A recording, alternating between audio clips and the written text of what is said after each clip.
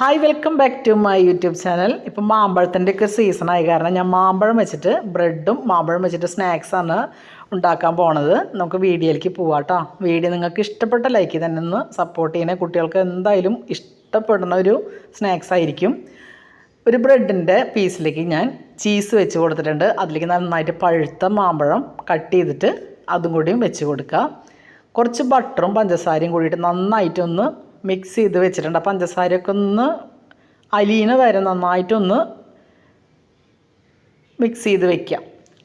ഇനി അടുത്ത പീസ് ബ്രെഡും അതിൻ്റെ മുകളിലേക്ക് വെച്ചൊന്ന് പ്രസ് ചെയ്തതിന് ശേഷം ഈ ബട്ടറും പഞ്ചസാരയും കൂടിയിട്ട് നമുക്ക് രണ്ട് സൈഡിലും തേച്ച് കൊടുക്കാം. രണ്ട് സൈഡിലും തേച്ച് ചൂടായ ഒരു ചട്ടിയുടെ മുകളിൽ രണ്ട് സൈഡും ഒന്ന് മൊരിയിച്ചെടുത്ത് കഴിഞ്ഞാൽ ഈ സ്നാക്സ് റെഡി ആയിട്ടുണ്ട്.